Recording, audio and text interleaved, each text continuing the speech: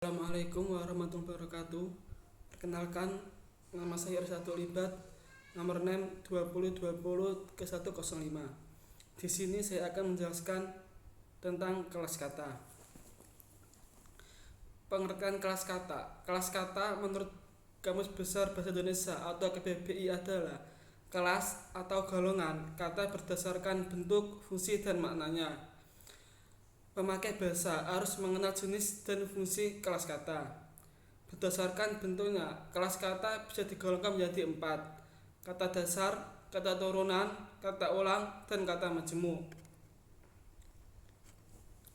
Kemudian fungsi kelas kata. Fungsi kelas kata adalah sebagai berikut. 1. Melambangkan pikiran atau gagasan yang abstrak menjadi konkret. Kedua, membentuk bermacam-macam struktur kalimat. 3. Memperjelas makna gagasan kalimat. Keempat, membentuk satuan makna sebuah frasa, klausa, atau kalimat. Kelima, membentuk gaya pengungkapan sehingga menghasilkan karangan yang dapat diimplementasikan dan dinikmati oleh orang lain.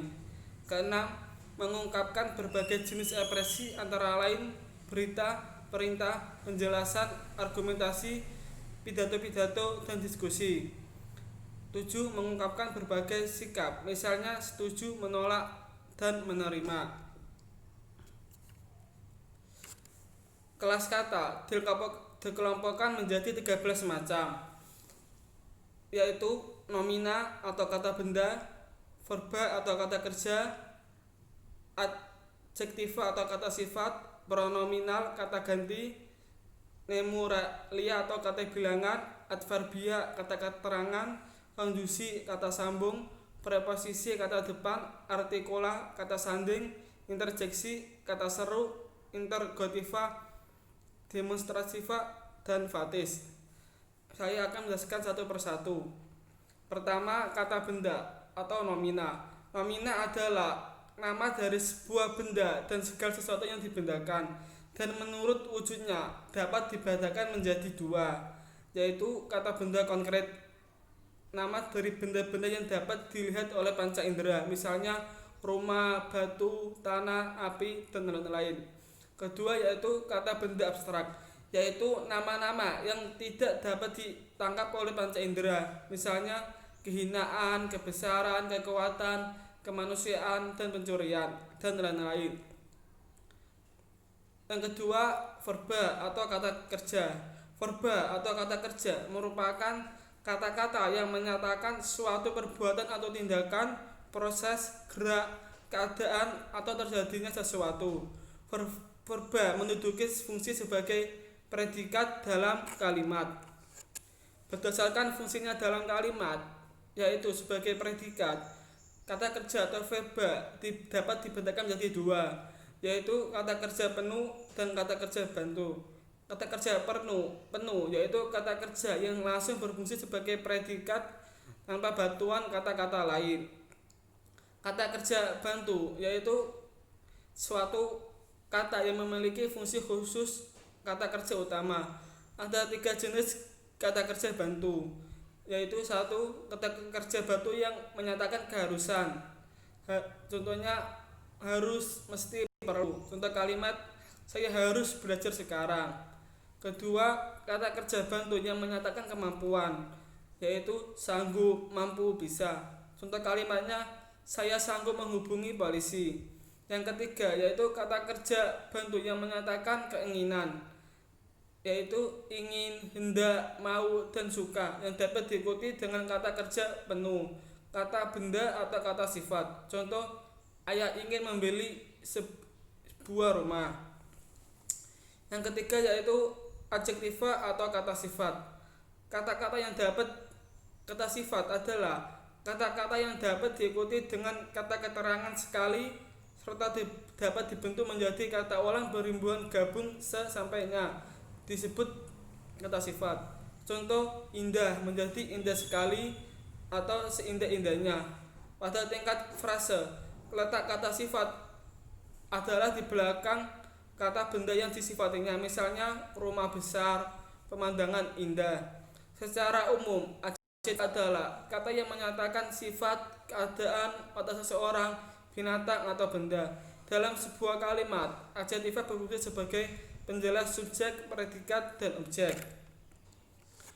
Kata sifat atau adjektiva dapat digabungkan menjadi kata sifat yang menyatakan a. keadaan atau situasi, b. ukuran, c. warna, d. waktu, e. jarak, f. sikap batin, g. indera atau ceran. Yang keempat yaitu pronomina atau kata ganti. Pronomina adalah kata yang dipakai untuk mengacu ke nomina lain, berfungsi untuk menggantikan nomina. Ada 3 macam pronomina. 1. Pronomina personal, mengacu kepada orang. 2. Pronomina petunjuk, ada 2 macam yaitu petunjuk umum dan tempat. 3. Pronomina penanya, yang digunakan sebagai penanda pertanyaan.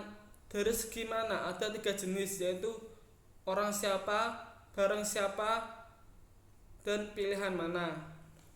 Kemudian yang kelima adalah numeralia atau kata bilangan. Numeralia adalah kata yang dipakai untuk menghitung banyaknya suatu hal yang konkret dan konsep. Ada 2 macam numeralia, yaitu nomor 1 numeralia pokok, jawaban atas pertanyaan berapa. Berikut contoh numeralia pokok. A. Numeralia pokok tentu 1, 2, 11, 1000. B. Numeralia pokok tak tentu, yaitu beberapa, semua, seluruh, segala. C. Numeralia kolektif, bertiga, serangkai. D. Numeralia ukuran, yaitu lusin, kodi, liter, dan gram. E. Numeralia klitika, eka, dwi, tri, catur, panca, sapta, dan dasa. Kemudian yang kedua adalah numeralia tingkat, yaitu jawaban atas pertanyaan yang keberapa. Contohnya yang ke-1, yang kedua, dan seterusnya. Kemudian yang ke-6 yaitu adverbia atau kata keterangan. Adverbia adalah kata yang memberi keterangan verba, adjektiva, nomina, predikatif, atau kalimat. Berdasarkan bentuknya, adverbia terbagi atas 2, yaitu bentuk tunggal dan bentuk jamak. Bentuk jamak disebut monomovermis, contoh yaitu sangat, hanya, dan lebih. Contoh kalimatnya adalah orang itu sangat dermawan. Yang B, bentuk jamak atau disebut polimovermis, yaitu belum tentu, benar-benar, jangan-jangan. Contoh kalimatnya adalah mereka belum tentu hadir di acara nanti malam. Kemudian yang ke-7 yaitu konjungsi atau kata sambung. Konjungsi adalah kata toga yang menghubungkan 2 satuan bahasa yang sederajat. Kata dengan kata, frasa dengan frasa, klausa dengan klausa, atau kalimat dengan kalimat. Konjungsi dikelompokkan menjadi 2, yaitu konjungsi interkalimat dan konjungsi ekstrakalimat. Konjungsi interkalimat contohnya agar, atau, dan, hingga, sedang, sehingga, dan sebagainya. Contoh kalimatnya adalah ia belajar hingga larut malam. Kemudian konjungsi ekstrakalimat contohnya yaitu jadi, di samping itu, oleh karena itu, akibatnya, dan sebagainya. Contoh kalimatnya adalah pengusaha itu sangat dermawan, oleh karena itu ia disenangi tetangganya. Kemudian yang ke-8 yaitu preposisi atau kata depan. Preposisi adalah kata yang terletak di depan kata lain sehingga berbentuk frasa atau kelompok kata. Preposisi dapat dibagi menjadi 2, yaitu preposisi dasar, preposisi turunan. Preposisi dasar yaitu di, ke, dari, pada, demi, dan lain-lain. Contohnya demi kemajuan kelas, mari kita bergerak bersama. Kemudian preposisi turunan yaitu di antara, di atas, ke dalam, kepada, dan lain-lain. Contohnya di antara peserta pilkada terdapat calon petahana. Kemudian yang ke-9 yaitu artikula. Artikula atau kata sanding. Artikula berfungsi untuk mendampingi nomina dan verba pasif. Contohnya Sri, sang, para, kaum, dan umat. Contoh kalimatnya adalah sang penyelamat akan datang saat kita perlukan. Kemudian yang ke-10 yaitu interjeksi atau kata seru. Interjeksi adalah kata tugas yang mengungkapkan rasa hati pembicara atau perasaan untuk memperkuat ungkapan rasa hati seperti kagum, sedih, dan heran. Terdiri atas dua jenis yaitu bentuk dasar dan bentuk turunan. Bentuk dasar contoh katanya yaitu aduh, idi, ih, wah, dan sebagainya.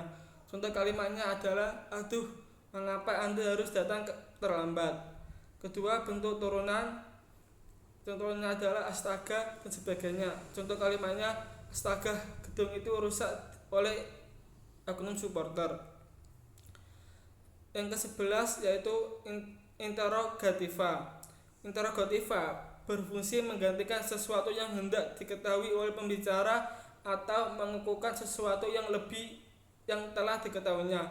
Contohnya apa, siapa, berapa, mana yang mana, mengapa, dan kapan.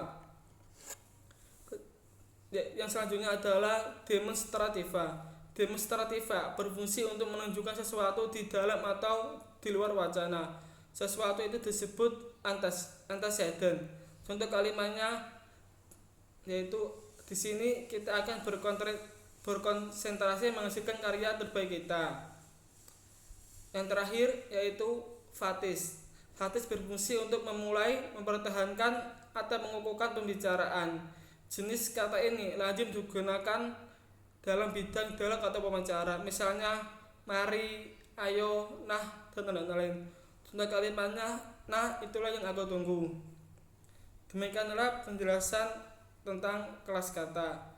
Mohon maaf apabila ada salah dan tutur kata. Wassalamualaikum warahmatullahi wabarakatuh.